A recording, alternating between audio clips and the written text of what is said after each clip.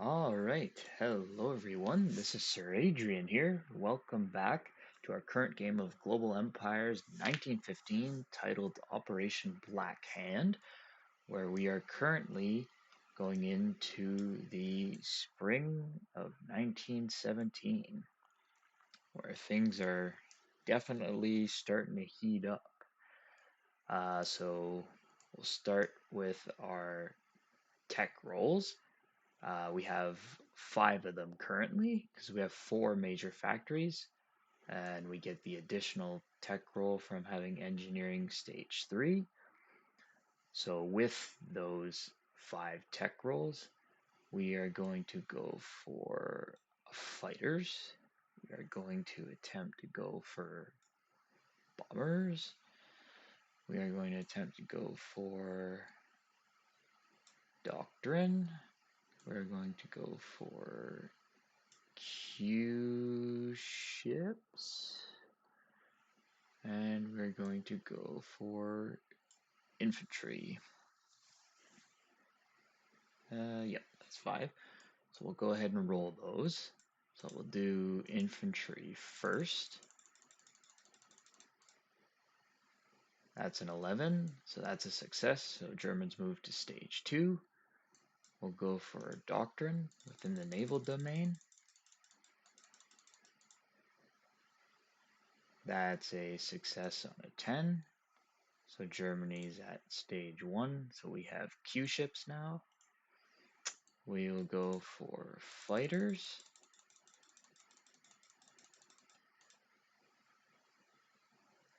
That's a miss, unfortunately. Quite annoying.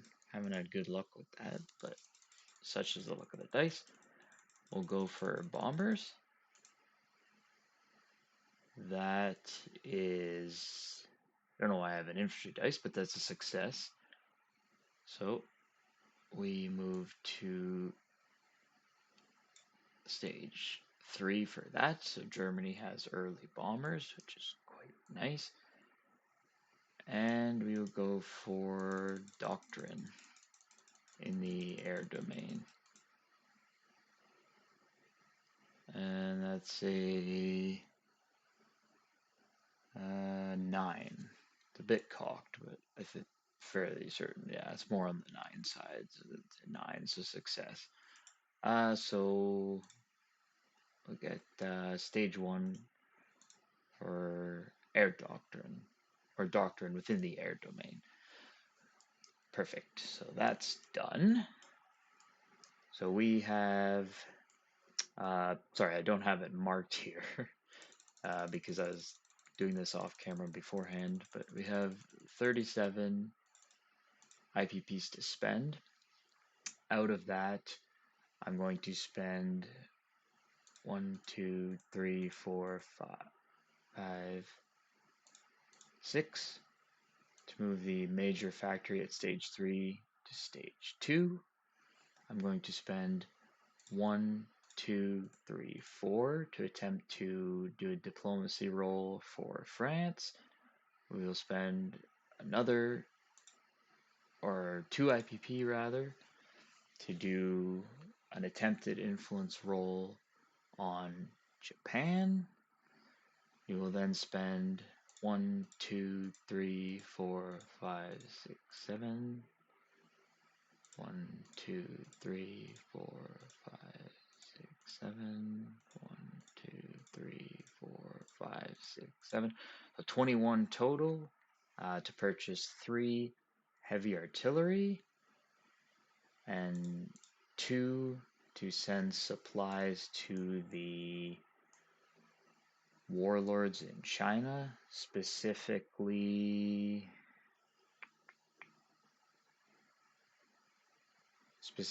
the Ennui. Yes, specifically to the Ennui, or we'll get this early infantry upgraded to an early mountain infantry. And then we'll save our last 2 IPP.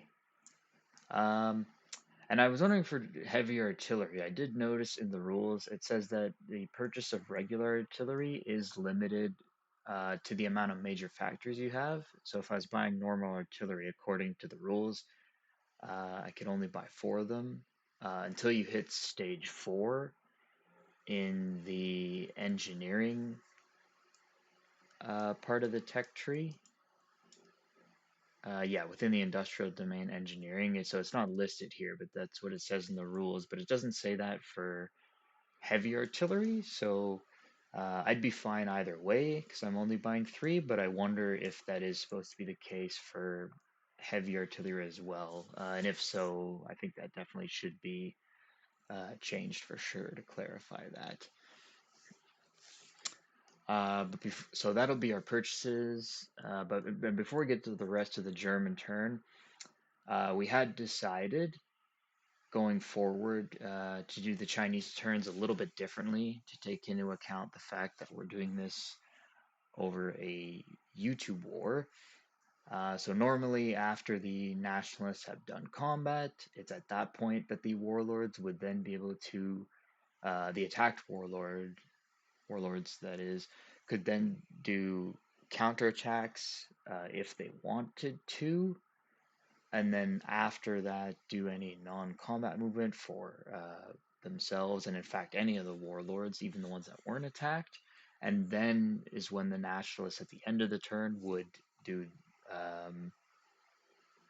their purchasing and placing units. Technically, the nationalist non-combat happens before the warlords do the reprisal attack, according to the rules, not after they have done it. Which it might be like that in 1914 as well, but I don't quite remember. But that's what the reference sheet says. So what we decided to do is that on the Chinese turn, who are being controlled by Tintin, he will do any attacks that he, excuse me, wants to with the nationalists.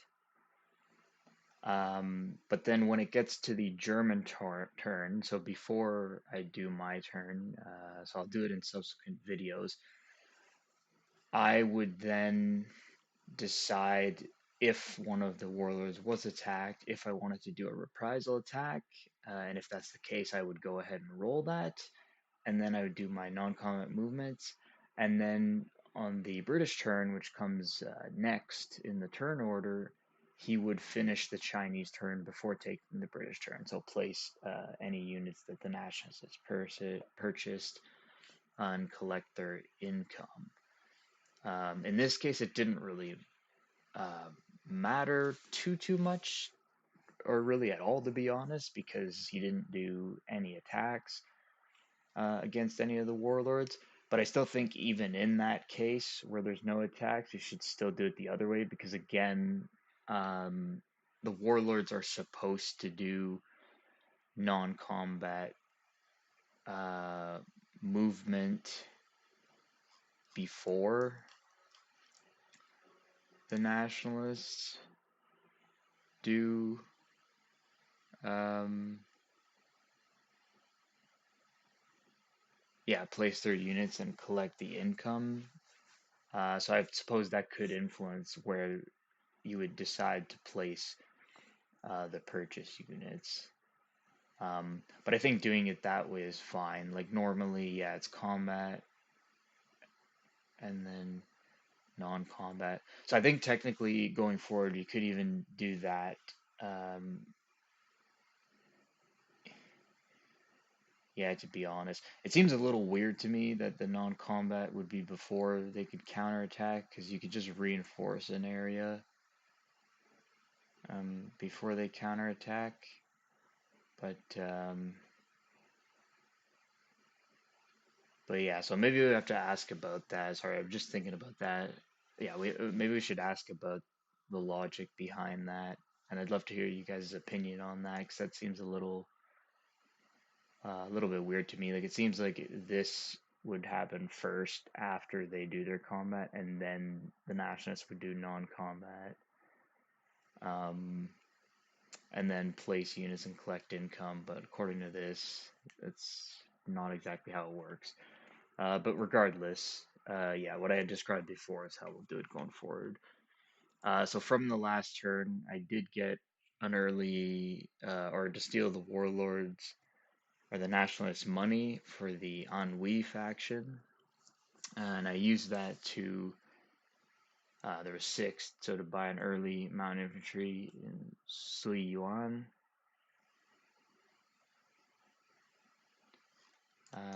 which, yeah, allowed to do, so to buy one in Sui Yuan. That's a purchase limit of 2 per turn, so I could have bought a second one, which is fine. I was placed in Re, but I could have non-combat moved units, so Tintin was correct that I will non-combat move this to Suyuan as well. And then any other non-combat, I think I would have the militia from Xinjiang. I would have moved it to, or I will move it to Qinghai. And I think the Shanxi early mountain infantry. I think I would actually, yeah, I would move this one into Shenxi. Yeah, and that's non-combat that it would have done for the warlords. So that's that. So now I could proceed with the rest of the German turn. We got that out of the way. So we'll go ahead and do diplomacy. Oops, sorry. I don't know why that did that. So we'll go for diplomacy. So we'll go for Japan first. So on a 3 or less, that's a miss. Then we'll go for the French on a 3 or less. And it won. That's perfect. So France will move to +1 IPP in trade. And I guess they'd get that as well. That's something else I'd wonder. I don't see why not. I guess as they go up the stage, whether it's a non-aligned major power or a major power with a reference sheet such as Austria, Italy, Japan, or the Ottomans. There we go. I was going to say wherever they are, but the Ottomans. I guess these benefits would still apply. So I should probably play, assuming that's the case for now, unless told otherwise. But yeah, I had never thought about that till now. So I guess we have 1 IPP in trade with the French as well. So I'll definitely take that. That's better than I was expecting, to be honest. So we're not going to have any combat, just non-combat. And for that, we're going to take the units that are in Berlin. I'll temporarily move them here. Whoops, just out of the way. Because they are all going to be moving into Bavaria. And then we'll have the units that are in Bavaria are going to move into Berlin.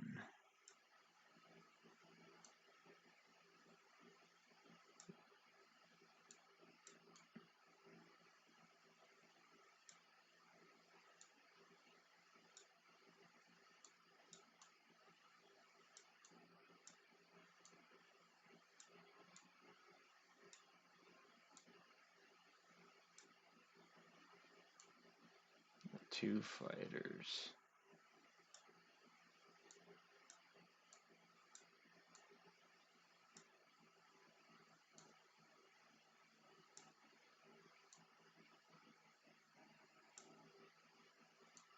If I can fit them in here. You know, that's good enough. Yep. And then these will all be moving over from Berlin into Bavaria. So the two observation balloons as well. The artillery.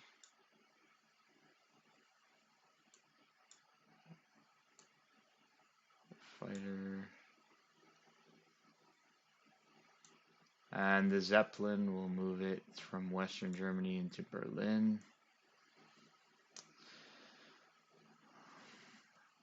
We'll move these 4 infantry from Eastern Germany into Saxony. Actually, no, sorry, we'll leave those there for now. Those will stay there.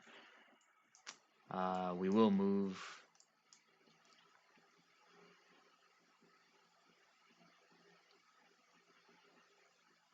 our torpedo boat destroyers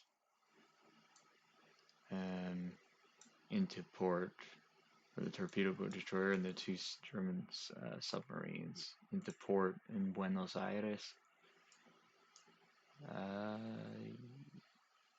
Yeah, we do have port access. We'll do that.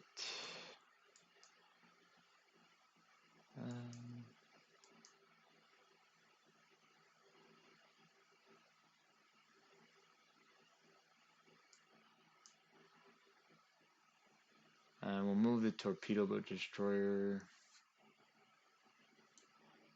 1. Actually, no, we'll leave those there for now. That's fine.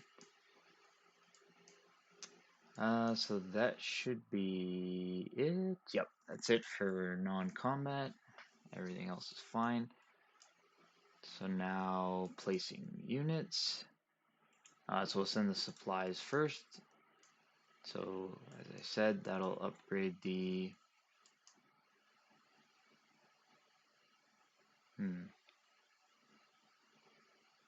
Actually, no, instead we'll upgrade the Shanxi early infantry. Yeah, we'll upgrade that. We'll send the supplies to them, and we'll make them another early mountain infantry. That's good for them. Place our 3 artillery units.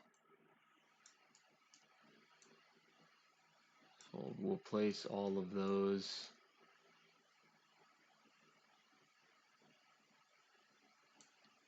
we'll place them all in at the major factory in Bavaria. There we have it. Excuse me. And I don't think I'm missing anything else.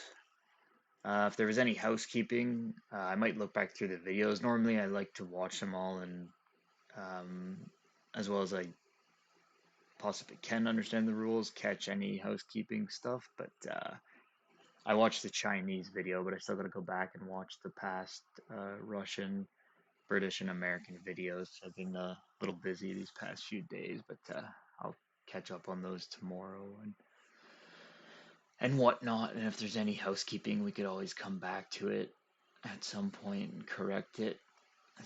Not too difficult. See, there's clearly some movement here, which is interesting. But anyways, so that'll be it for the Germans. So we'll collect base time income of 32 or 35 plus the 2 we saved, so 37. And then we will have, I believe it's 3 extra IPP in trade, bringing us to a total of 40 IPPs. So that'll be it for the German Empire's turn, / end of the last Chinese turn, and we will hand things off to the British. So good luck, Tintin.